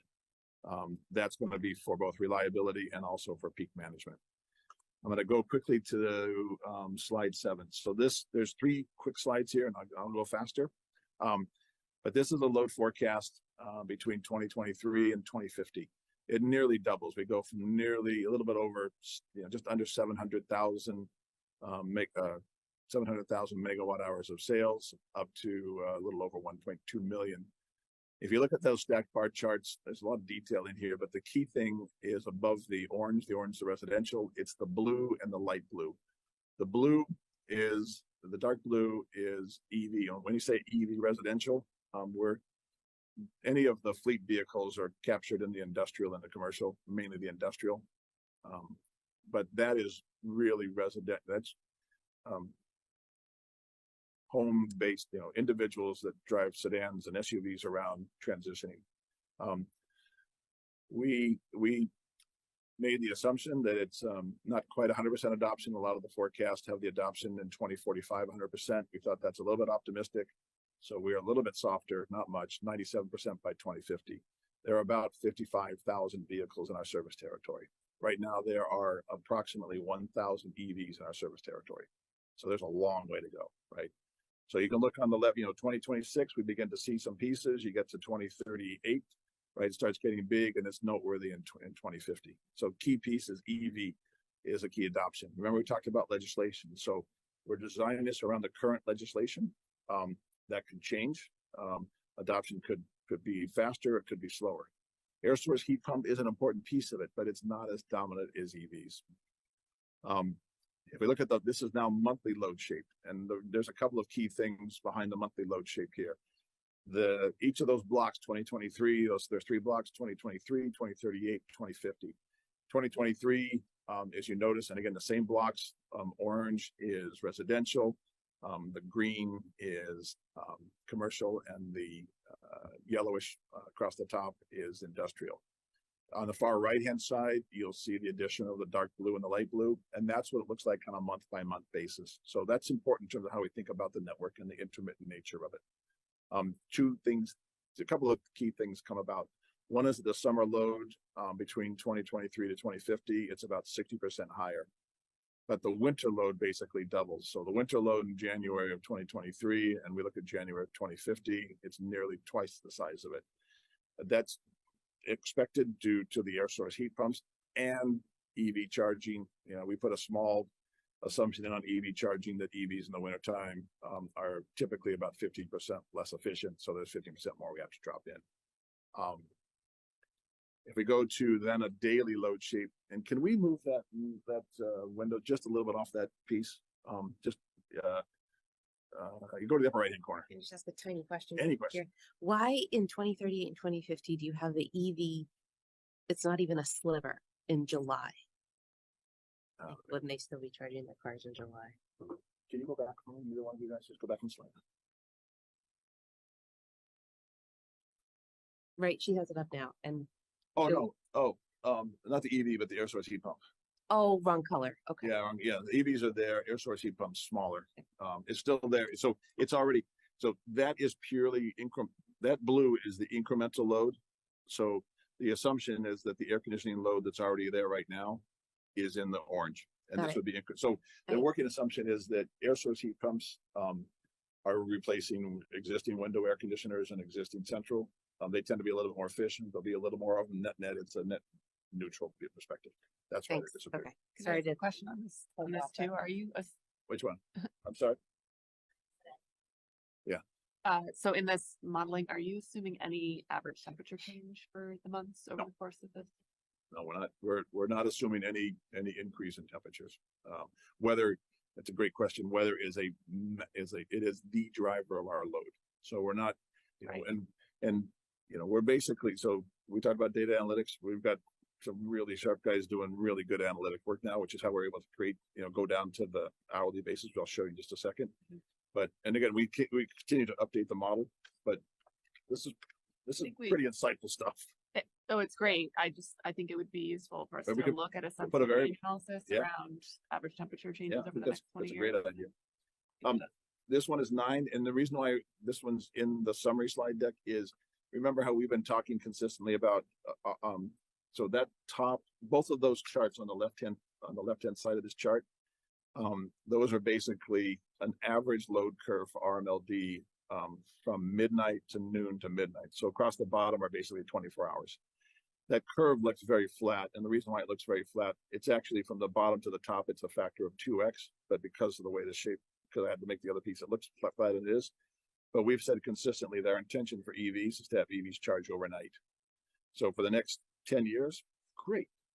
But if you go out to, this is a snapshot of 2043, and if we have 80% of our EVs in our territory, again, a lot of assumptions in the model, but that orange line is what the load would look like. That top chart is not the right way to design your rate structure to have everybody charge overnight. So that scenario 4, which is the bottom left-hand side, is, what would we need to do in terms of the 3 general blocks we have overnight, morning, and then peak afternoon? what would it look like to get a flat curve? And that bottom curve, and there's a lot more detail behind it, but just big picture, it would be 40% overnight. The reason why this is important, and we're doing the analysis now, is we've talked to you, several times, and we'll put it into the rate structure, but we want to have a real EV rate. And this basic, and our working assumption is that most customers in terms of residential load are not going to change their habits dramatically. They're still going to have dinner between 7 and 8, or whatever pattern they're on right now, they're going to continue. The only thing new is going to be EVs, and there are not a lot of EVs, and it's going to be a learned behavior. So what we're trying to think through here is when we start, and I say training very nicely, when we try establishing behaviors of our customers, we need to think about what these curves are going to look like, so we have the flexibility into it. We've talked a little bit about some transactive, anyways, there's a whole bunch of different things we've talked about, but this analysis, which, it's hot off the press here the past couple of weeks, is having us to rethink how we look at rate design, particularly for EVs. So enough of that fascinating stuff. The other piece, and I'll finish on this one, and then go to one last slide. This is demand. So what before was load. Those are megawatt hours sold by the network. This is demand of the network, and the demand is the peak of the network. So again, same basic structure on the left-hand side, 2023. This is what our peaks look like. Our peak is typically in July. It's roughly the peak of the network, not when we run the generator. If we discount out our generation in terms of doing peak reduction, et cetera, our network still has to handle roughly about 170 megawatts of load. That orange line across the top, RMLD capacity, our networks is designed to be about 220 megawatts. So we have a nice safety buffer, which you want to design into a system. So we're in good shape today. As you go to the far right, 2050, again, you see the same loads. Now these are demands, okay? They're not hours of sales. It's like what at any individual hour, what does the peak look like? And as you can see, our current network is designed for 220. And we look at July of 2050, and it looks like it's close to 300. Now, what's not in that 220 is the addition of our new substation. That'll actually move that up to probably 270. But nevertheless, what we're looking at is what is load going to do going forward, and how do we design the network going forward to handle the upcoming EV load? And again, we made the very basic assumption is that legislation is driving that adoption curve, right? And here's what it is now. So we're modeling around that. If that changes, we can adjust the models, but that's what we're going to work with. What this basically tells us is that at some point, and roughly in the mid 2030s, early 2030s, we're going to be overstressing our network. So we need, so when we put transformers in place, typical life of transformers roughly 30 years, substation 40 years, wires 40 years. So the things that we're doing now need to anticipate where our load is going. So this is why all this analysis is important. Any questions on this one? So if you were to draw the orange line for 2050, where would it be? It would be right around, so at our current, where we need to put it? Where we want to put it, We need right. we need to put it somewhere in the, 75, something like no. that. And there needs to be a safety, it needs to be above that 300. So 320, 330. Okay, not quite 375, but Not 375. between You get- 3 and 350. Again, there's a whole bunch of things we're going to do, because if you look at it, that blue line is a key driver, and that blue line is assuming how many vehicles are charging simultaneously, and a lot of the models assume somewhere between 30 and 35%. We have this one set at 20%. That's still a big number. 20% of the users charging simultaneously. And when we were doing this, it was before the hurricane, right? 2 weeks ago, right? It's Friday afternoon, and we're looking at these data in the model, and everybody's, we're all getting ready for the storm that is about to come, right? That didn't really materialize. But what do people do, right? Batteries, water, milk, eggs, and if everybody's running electric, and fill up your cars. So in the future, fill up your cars, it's electricity. So we're trying to think about all these things that are coming down the road. So all said and done, no surprise, right? Work to be done, but we're trying to say, where does the work to be done, and how do we need to design the network going forward? We talked about power slide before, so I'll finish on slide 12. So key initiatives, this is where there'll be details, and we'll talk about them in the budget review in October and November, in terms of, so how do you make, this doesn't all happen, right? It costs money. And, as Bob reminded us, right, we put the word responsible into, how we make this happen. We have to do this in a balanced fashion. One of the things that's in some of the previous slides is that we now where we didn't before, we have access to dollars that we never had access to before. So historically, we had all of this had to be on the backs of the ratepayers. Now it's going to be, in addition to that, the ability to do grants, ITCs, et cetera. So we're trying to wrap all this stuff together. We're trying to make it fit. These are some key initiatives on the left-hand side here. At the end of the day, it's all driven, allowing us to build out our distribution network and allow us to run as efficiently as possible. That's that bottom line. But if you kind of go back, to the pieces that are prerequisites to that, first is acquire land. And so we've been talking a little bit about land. We're going to talk about that in a little bit more detail in the executive session. But that's an action item now. Energy storage, we talked about that before. You guys know, we talked about it a few moments ago. We've got 30 megawatts coming. We're looking at long-term battery storage. Battery storage is not perfect. It's not the end all be all, but it's a piece of the puzzle that we need to put into it. We've talked many times, Maple Meadows is a good example of this item 3, build generation. That's within territory generation. We are doing some exploration outside of it, but our real focus right now is how do we generate within our territory?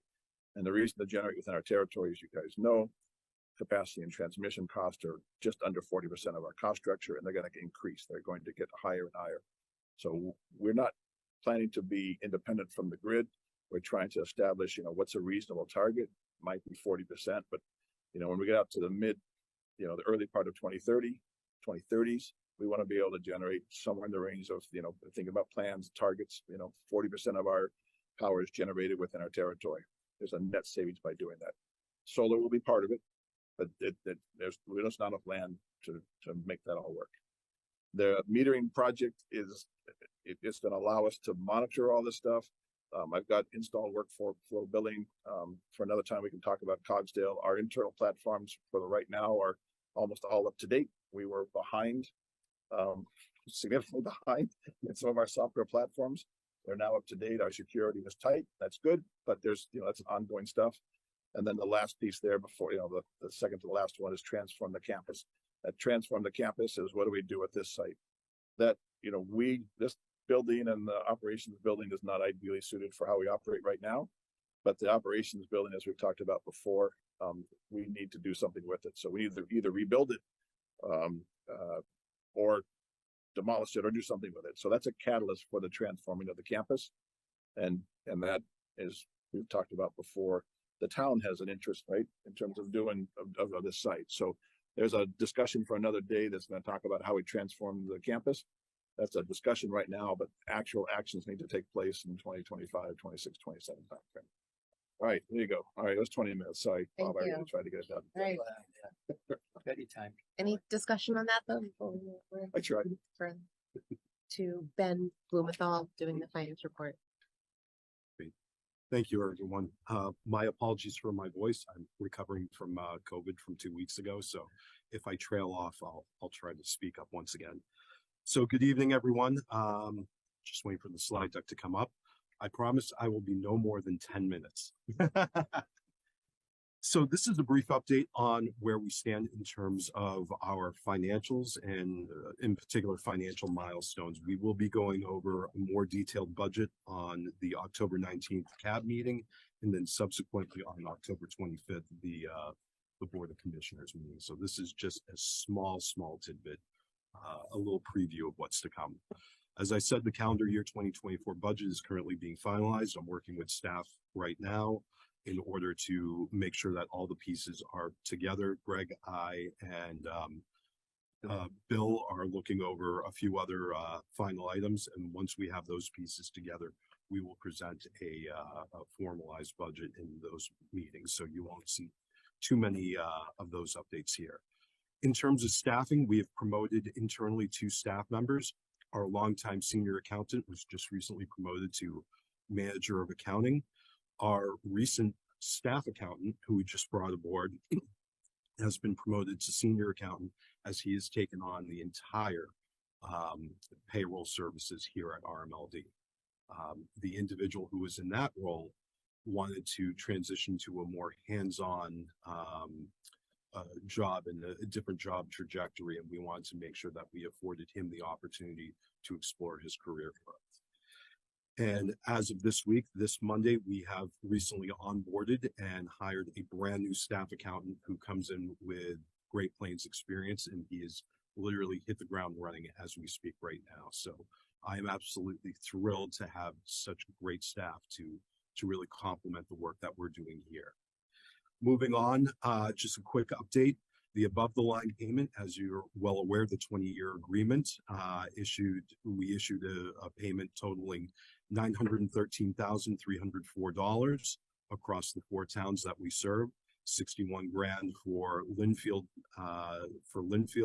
North Reading, $167,808, the town of Reading, $197,35,000, and the town of Wilmington of $493,651. This consists of our 2% net plant payments to all 4 towns. The below the line payment to the town of Reading was $1.263 million. This also was processed back in June. And just as an FYI, the next above and below the line payments will be processed in December. Moving on. Our cash balances are extremely strong. As of June 30th, we had approximately $55 million in cash, both in our restricted cash, our restricted investments, and then also our unrestricted cash. We have been very fiscally conscious, aware of the changes within the industry and where we're seeing things go to ensure that we maintain a robust cash reserves, both in the restricted and the unrestricted accounts. It's imperative that we prepare for, our ongoing capital projects in the future by maintaining strong cash numbers right now. The next slide, and you'll have to forgive me, the lines are superimposed. So the blue should be on top and the orange should be on bottom, but that's because of COVID, let's just say.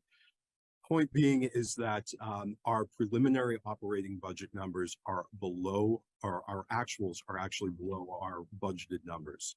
We have finalized our June financials, which is approximately $10 million, of which our operating and maintenance costs continue to trend lower due to open positions. We maintained a really, really good control over our headcount, which allows us to ensure that we remain under budget. In addition to that, we continue to manage our expenses against our current budget. And as such, we expect our forecasted expenses to be below budget again this year. The next slide is our capital expenditures. As Greg mentioned, transformers are really, one of our pieces of the bread and butter of our organization. Transformers account for approximately $7 million of our entire capital budget in 2023, this year. And as a result, because of the delay in delivery of these capital items, we are seeing that our capital budget, which is $22.85 million, we've expended 5.1 through July 31st. Capital spending continues to grow.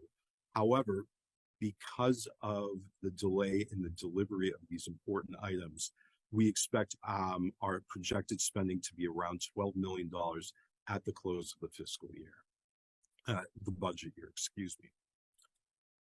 Lastly, the final slide, DOE awards. As Greg mentioned, we are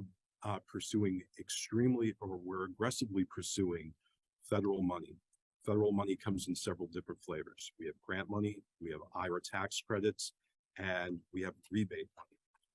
The first slug of this federal money through President Biden's infrastructure law, $20 million bill, is what's known as rebates.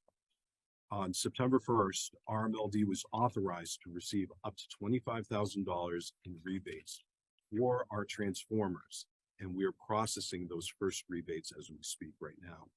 Furthermore, I've been working very closely with our congressional delegation, both in the Congress and our senators, to continue to push for the grant application money that we had put in earlier this year. And they are reaching out to our colleagues over at DOE to, get more information as we continue to move into the new federal fiscal year. We want to make sure that RMLD is front and center when it comes to the release of those funds. So we've been working very diligently on that. And then lastly, we are also exploring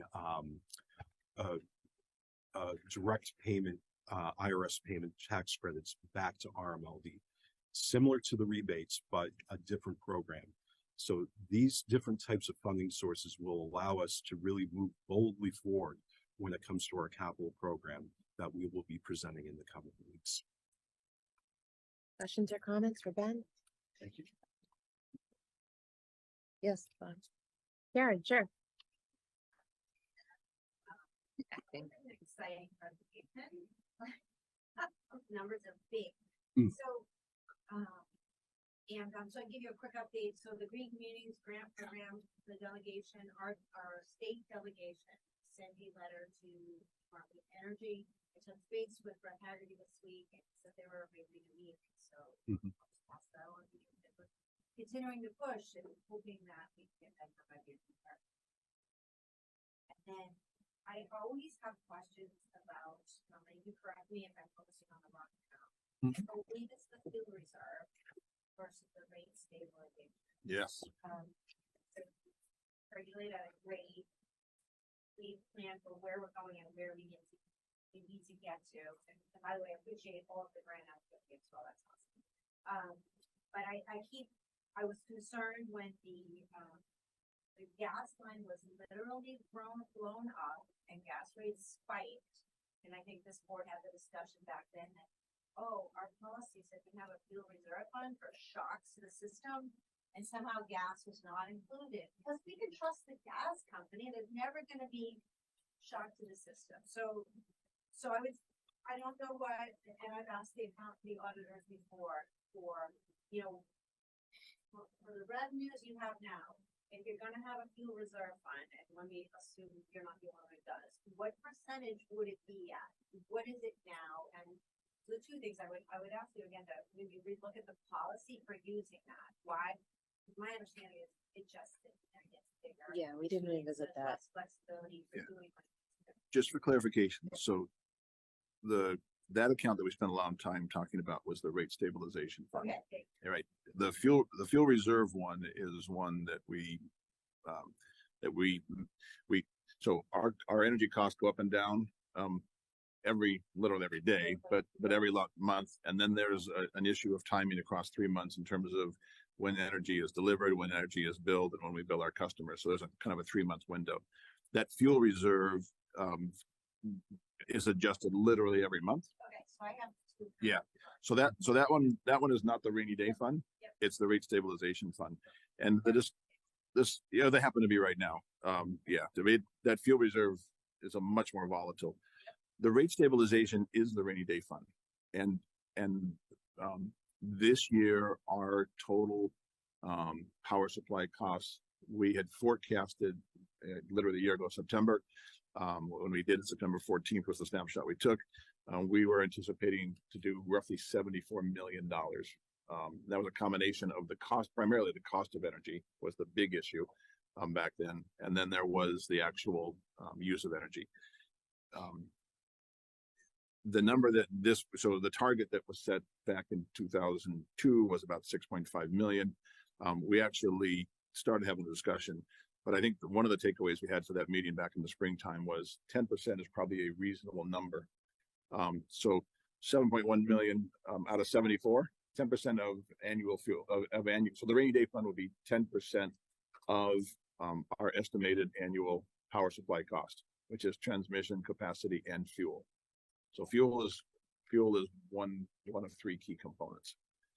One of the things that we'll talk about in a few minutes is that we're coming out of a period, 2009 with one exception in 2014, but during the 2010 to 2021, energy prices were very stable.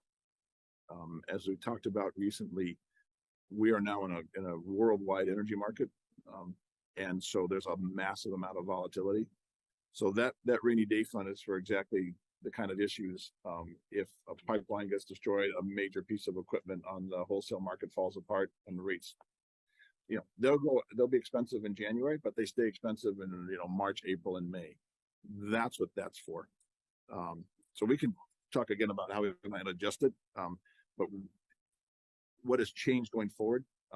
Yes, it does. It does sit there, but it is literally insurance. Because one of the things that, it literally is insurance. But he had a pipeline blown up, the gas shots, and A couple, yeah. they didn't blame on policy at that time, Yeah. but what we did instead is we asked the rate there's a few more, so. Just trying to understand, Are you talking about the Colonial Pipeline a couple years back?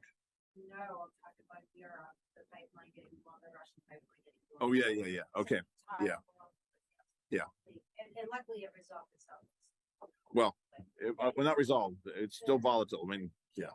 Yeah, so, and then in previous discussions, or whenever I've asked, does money ever come out of that fund? The answer has always been no.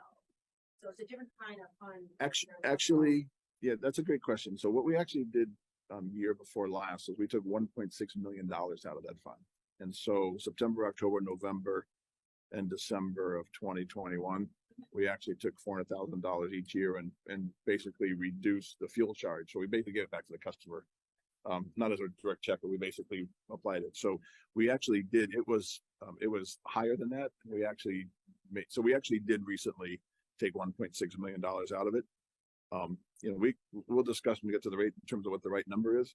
So we've done both of those things, but you're exactly right. Going forward, it is a more volatile market, and this is quote unquote, this is the bank account that we use, those two pieces that we use to dampen. And and I think it's interesting this year. Customer bills have been I've got to finalize the numbers, but maybe 1% higher than they were the previous year. I mean, in terms of net with bills, not rates, but bills, combination of kilowatt hours usage, et cetera. So we'll finish that analysis, but it's been a good year to be an RMLD customer. It's been a great year to be an RMLD customer. Did you have Well, question? that's As an Eversource customer, I can significant say that. temp difference too. That's a Massive, massive temp difference. massive. It was a mild, Last year, so it- mild summer. Yeah. To your point, temp controls it everything. controls everything. 1% increase is because we're 10% lower load. Yeah. So, I'm not so arguing. you really have a, I'm not arguing. You're right. but So the other thing, costs are passed through as well. Yeah. All costs, energy costs are passed through. So it's just really the if everybody pays higher because energy costs higher, everybody pays higher. You can't. Oh, yeah. I appreciate the answer. Understanding Yeah. there's no point in having reserve funds that you never touch. Yeah. And if you let those reserve funds that you really never want to touch get too high, then that's gonna. Yeah. Hurt the rest of the strategy, right? Well, and we'll talk. Yeah, no, that's good. Yeah, good. Excellent. Did you have something you were going to say before? No, just a couple of questions on the grants and rebates. So the rebates you're getting a per transformer. Is that substation transformer? I missed. It's not substation. Okay, It's so a single phase. It's a primary pole mounted. so It's a small So- grant. it's a small grant per, but it's 25K total. Total. Oh, okay. I misunderstood. I was looking, because if it was per transformer, I thought it was going to be. I know, you're it- getting it- percentage per It transformer. does read as total, and then I'm like, what must be per, but it's total. yeah. I know. It's important. So you've got Let's you've go got over $48 million of grant submissions, and depending on what happens today and tomorrow, we'll see how fast DOE is. But I think what Ben's trying to drive is that whether it's big or small, we're chasing the dollars, right? Because that's Yeah. don't get me wrong, I won't say free money, but we have to work for it and we have to apply for it. People don't just say, "Hey, here's a check," right? So the team's working hard on it. That's not a big one, but it's almost in hand, That's an intern. right? All right, Yeah, we're gonna exactly. move on to how exciting NEPA was, but I do have a tiny question. Okay. You said you have someone running the payroll department, but are there checks and balances on that Yes, person? yes. Okay. It sounded person like there's through this this one process. person that's handling all of it and he's great and we don't have to do a thing. Oh, no, Okay. there's a lot of checks and balances.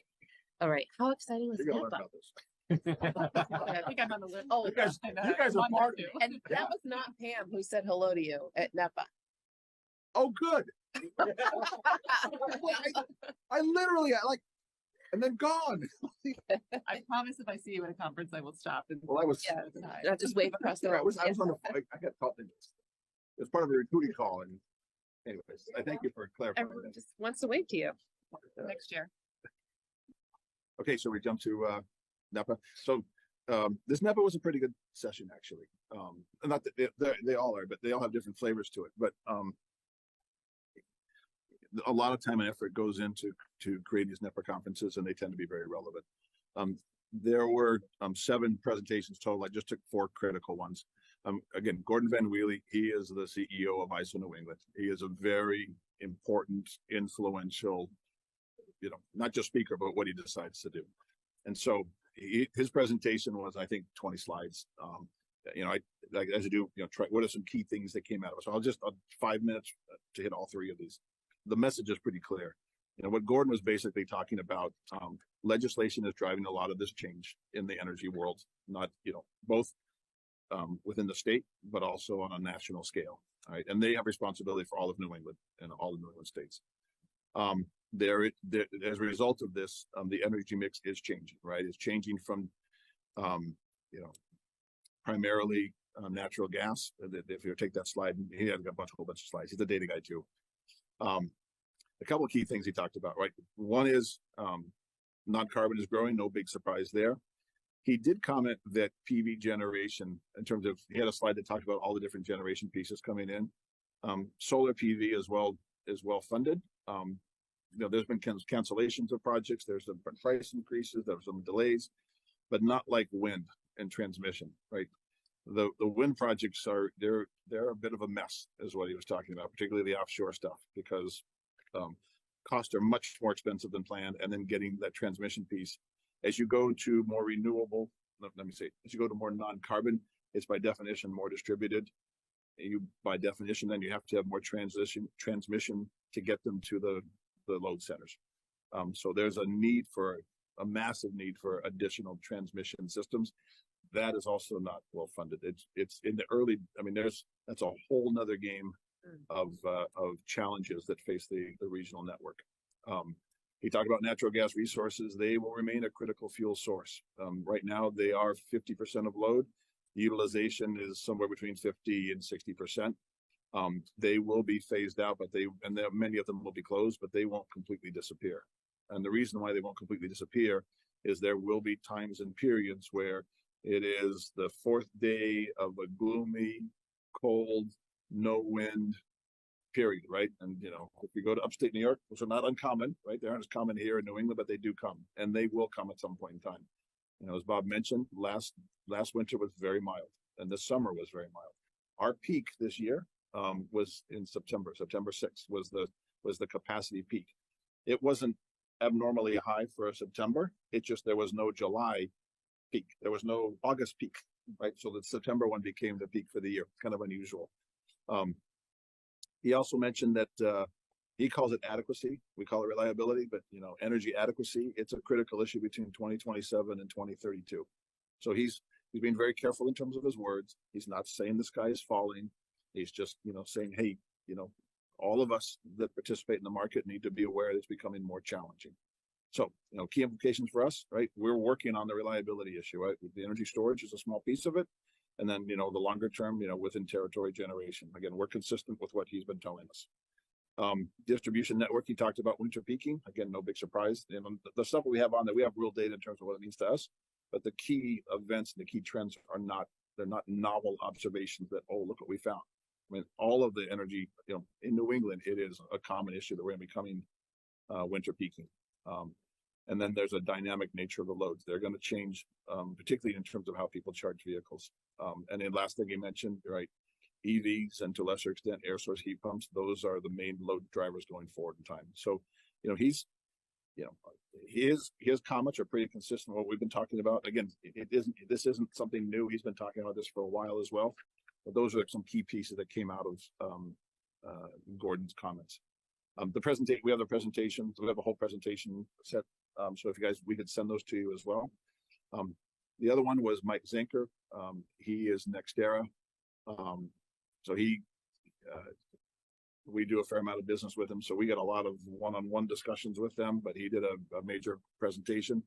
He focuses a lot on natural gas. You know, and Karen, back to your point, he's the one that's really been driving the linkage that existed for the past 2 years between Europe and us. And that linkage never existed until LNG, the ability to move, you know, energy doesn't transport very well except for oil, right? And since we're mainly natural gas, you know, it would come on the 2 pipelines and it would end here. And we do some roughly about a half a dozen LNG shipments in the wintertime.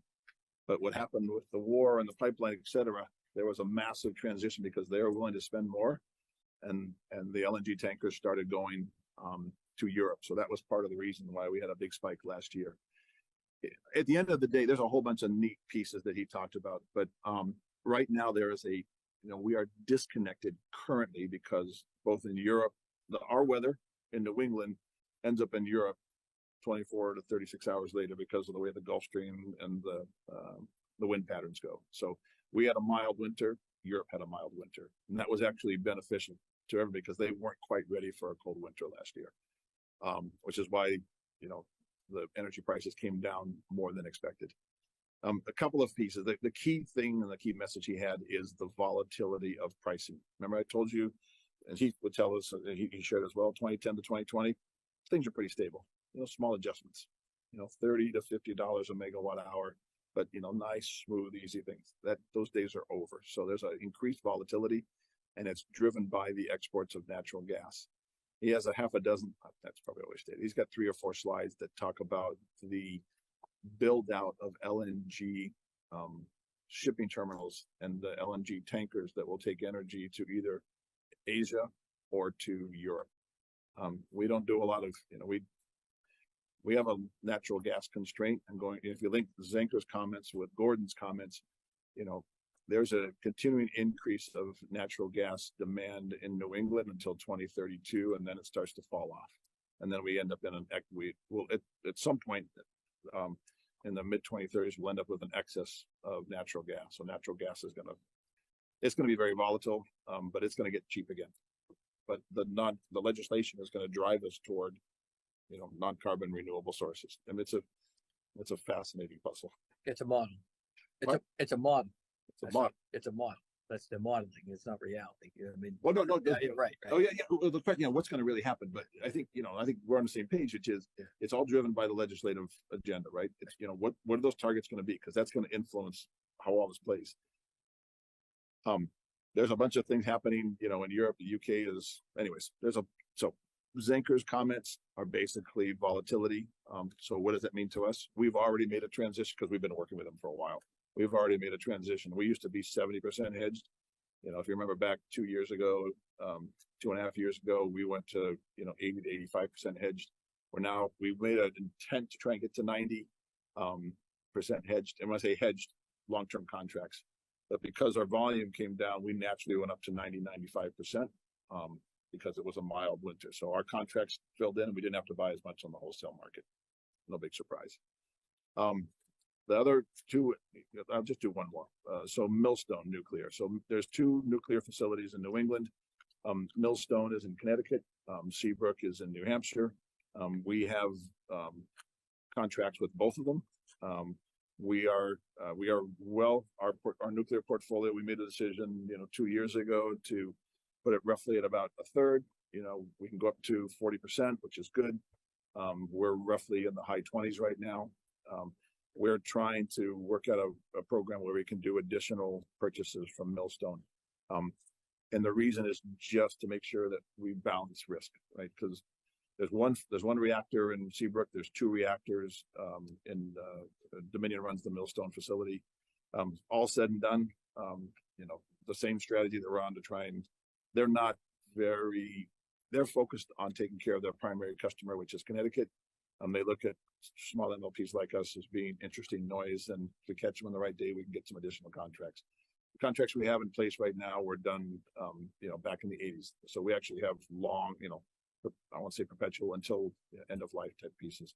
So anyways, bottom line from his perspective, that facility is going to be around as long as, you know, it is important from a base load perspective. It's going to be around, you know, they run a really good shop there. They aren't very customer responsive, but from a safety reliability perspective, pretty bulletproof. We want to try and get more of that. Are any nuclear, those mini plants being built in New England? I know it's in 15 years on one of the. Yeah, so that's it. So both of them talked about, there are a couple of people talked about small nuclear reactor, small modular reactors, as they call them. There's pilots that are being done in Idaho and Utah right now. They are not economical at the current volumes. There's Commonwealth that's building, trying to do some work in Devons, but these are all. The earliest adoption is going to be 15 years down the road, and that's just to get the technology to work. The reality is, where are you going to put these? And now it gets into the question of, nuclear has a very good track record in the United States, but they're still concerned about how close to nuclear do people want to get. I thought it would be on the same sites as the big ones are, because they'll become end of life That is structures. a very and that they logical would just perspective. build the new technology. Yeah, it would make sense for a whole bunch of good reasons. But that political discussion is yet to be had. For us, in reality, as we look at it from a portfolio perspective, it's small nuclear reactors not in our portfolio. I mean, if it becomes 15 years, if we can do it, great. But there's only 2 nuclear sites. There's 3 reactors. That's how we think about it. It's fascinating technology, but it's not highly likely to be dominant in the current climate. But anything can change. So I hope. I mean, I'm trying to be as non-biased as I can. I don't know if you have any additional comments on it, but No, SMR is it's cool stuff. But heard there's some planned in like in Canada, in Ontario area, yeah, they're trying to do some stuff up there Yeah. too. but that's as far as I know. Yeah, There's the a couple- yeah, the U.S. that though, would- there's real money chasing down. I mean, there's a lot of money behind it. I mean, private money, not government money, private money. Because anyways, for all interesting reasons, but it's down the road. SMR, small All right. modular reactors. Small Cool stuff. modular reactors. And we're not going to be the Jetsons. It's not going to be in our lifetime. Okay. A little nuclear reactor in our little go-kart. Look at you, George. Just right. Make a noise. Okay. Back to you. So, well, the general manager's report. Oh, right. So you can just continue. I'll be fast. So a couple of internal pieces. Station 6. So Station 6 we talked about before. We received back. So one of the things we need, one of the key milestones is an ISO New England managed system impact study. So we got the system impact study back about 3 weeks ago. There are no adverse. So the addition of our connection has no adverse impacts to the transmission system. So we have a few more steps down the road, but we'll be able to check that box here at the end of November, which is good. It's not a surprise that it's not adverse. The issue is there is such a deep queue of system impact studies that are done at that scale. It is 1 to 2 years of backlog. So the fact that we're done is great. Right? So that's a key piece on that one. The second piece is, we've been working work schedules. We were doing some creative work with the line crews in terms of kind of a flexible 4x10. Starting in mid-October through before Christmas, we're going to just do a solid 410. And then because we use subcontractors, we have an obligation to offer overtime. We're going to offer overtime on the Fridays. One of the things that we're being very careful about and thinking about, and we're getting good advice to do this, is to make sure that we are prepared for storms. So anyways, we're trying to manage our LMS from a 4x10. So we're going to try that. There are a lot of other utilities that do that, but nothing's perfect. Everything has trade-offs. So that's percolating. We're going to do another employee survey, either end of October.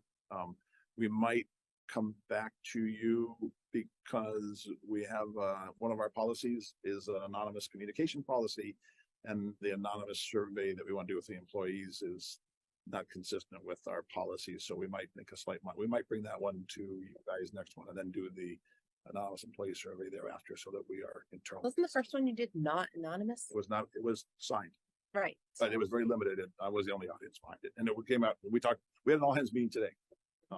So that's the way we did that one, but, you know, we're gonna try to do an anonymous one. We'll see. Yeah. The other one worked pretty well, but people want to try it, so I'm open to try. And then the last piece in terms of communication, you know, we're doing better and better of our webcast, our quarterly webinars, and our newsletters are getting more read. They're very well read already. But the next thing that we just started is a podcast. Now we kind of came across it because we were doing some other stuff at WCTV, and they said we mentioned the podcast. What's involved? So we've recorded our first 2 sessions. They're live now. They're good. But we're gonna do in 2 weeks another 2, and we're gonna ask the commissioners to participate. What kind I of nominate language, what Bob kind of go language can we first. use on a podcast? The stuff is always clean. But the point being is, the intention is to do it's a half-hour podcast every 2 weeks. It's another mechanism to get our message out as a discussion. You know, the first 2 are actually pretty good, but we're gonna, you know, it's practice makes perfect. So that's another communication piece that Julie's got us driving through as well. So those are some just quick high level, you know. And we can find the existing podcasts on YouTube? Yep. Under I think you should, so So, yeah, we know they will be under RCTV as well. I don't think they made the transition yet because they were linked to the newsletter that went out yesterday. So you should have gotten the newsletter, the RMLD newsletter, and then there's a link right in there so you can see them. Okay. So the first one was with Bill talking about power supply, and the second one was with Kevin about data analytics stuff. And they're, you know, we'll get better. They're okay. So I haven't seen it again, but You have to do it with Eric. that's the GM update. Any questions? Thanks. Any questions, comments for Greg on that? Then we'll move on to scheduling. I know, well, I'm gonna jump to the CAB meeting because I know I'm covering Thursday, October 5th with you, George. I'm sorry. The reason is the 5th. Next week is Public Power Week. So Thursday is our Public Power Day. So we're gonna do it. I don't know how we ended up overlapping. It's not overlapped. It'll be done, but during the day, we'll have the back off the, you know, behind the operations building open. Hopefully the weather will be good. It was very well attended. It was last year. great. Attend if you can. It's Yeah, fun. and we're trying to do public, for make it kids. public, but yeah. So I'm sorry, forgive me. Yeah. Right. That's right. I'll dig out my RMLD shirt. But that doesn't affect the 5:30 No, meeting. for It the was all CAB, done right? like that. Okay, It just- all right. Thought I I did for forgot a to mention second. that in my GM thing. So who do we have covering for the October 19th budget meeting for the CAB? There's no name on So this. actually, the October 5th, yeah, covers the September, so in October would be Bill. So Bill's doing the 19th. Okay. Then who's November and December? Then Dave, November, and Okay. And I had a question on December. Both meetings say 7:30 on the same day, well, you should be fine. The CAB should be fine. 5:30. Okay. Good. And then going to the paragraph above, the board meetings. Do these dates work for you guys? October 25th, 6:30. That'll be a long one. Mid-November, also a Wednesday at 7:30. And December 13th, Wednesday at 7:30. Could we roll to 6:30? Both of them? Yeah, I don't mind earlier. I don't normally, this was tough, but, If it's too hot, I mean, 7. no, let's do it because The issue with 6:30 is the fact that we have the travel first, and they like to have. Oh, right. We you have both remind days. us of that every time. How And, about, yeah. how about 7? Go aim for 7. Think that might, Yeah, let's try it. You know, I know the cab's crisp. In the past, we've done the combined budget meeting, so it doesn't, kill people, right? You got the October 19th and October 25th. In the past, we put the budget meeting with the CAB, right, together with us. We do rates together. We don't typically. thought do we did budget. yeah, no, last year they were definitely separate. They were separate. We did it once, We if did. I recall. Yeah, we I can mean, try. Last year I went to Winfield for it. Right. Yeah. We were last year. Yeah, you were. Remember it clearly. Yes, you do. So it's been. Sit through that First twice. week. My first day. Yes, it was. I just didn't know if that would be an option. Is that an option? Let me Wait, once, check. And the only reason is that, so I think the cab has, the way the 20-year agreement is, the cab has a period to review it ahead of, Yeah. of the BOC. So that's why So we wouldn't vote in that meeting then. They would vote. you wouldn't vote. They voted, if they voted to accept it before us, if they choose not to, then we couldn't vote. But if they Right. did accept it, You could, then we could accept it on the same night. If they choose, then we just Okay, vote the then we next time. bump till our, let's try that. let's give it a whirl.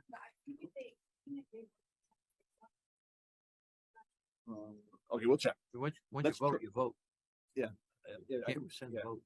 They have a period ahead of time. They have up to 30 days, which, so I'm going to suggest that we actually try and make it, we have to check with the cab. But if we do it all on the 25th, so that gives them the 30 days, Not fair. No, then. and we try and do it all one meeting. And And then it's, so try to combine the 19th onto the 25th. and make instead it of a one, make separate it all meeting. together. So Erica will Let us know see, in the next couple of days. right? But Great- that, and that would great have to suggestion. start at 6:30. That's fine, yeah. I like that. If needed, could you do the combined on the 19th? Yeah, we could. Sure. Yeah. I guess. I know I'm Which- kind of busy on the 8th, but anyway. October 19th? Yeah, as a plan B.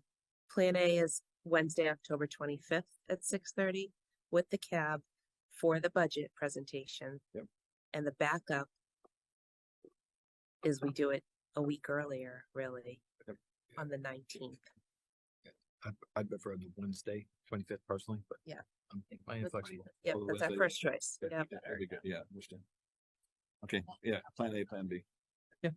Okay, we'll let you know next month. Well, we're all in for the 25th. Yeah. So, okay. It's a fine backup. So 25th is our first choice.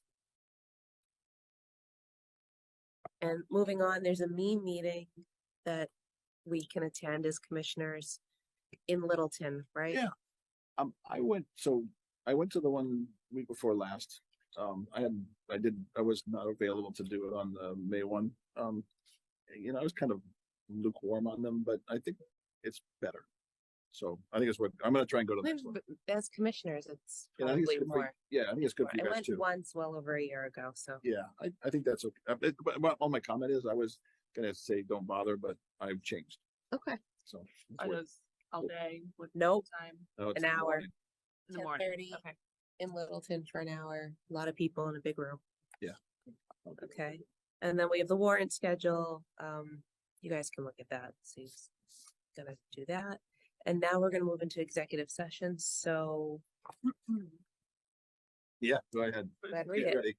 Move that the RMLD Board of Commissioners go into executive session pursuant to Massachusetts General Law C 164, Section 47D, exemption from public records and open meeting requirements in certain instances to cover the purchase, exchange, lease, or value of real property relative to Maple Meadow and Route 125 in Wilmington. If the chair declares that an open meeting may have a detrimental effect on the negotiating position of the public body, to approve executive session meeting minutes and return to regular session for the sole purpose of adjournment. No roll call vote required. Thank you. Okay, do we have a second? Bob, thank you. All those in favor of adjourning? Marlena, Aye. Vita, You have aye. to do a roll call vote. Okay, Marlena, Vita, aye. Daskalakis, aye. Up with the right. Adjourned. Sorry, not moving into executive. Moving into executive session. We did Thank you. after the executive. You're correct. We're gonna try and,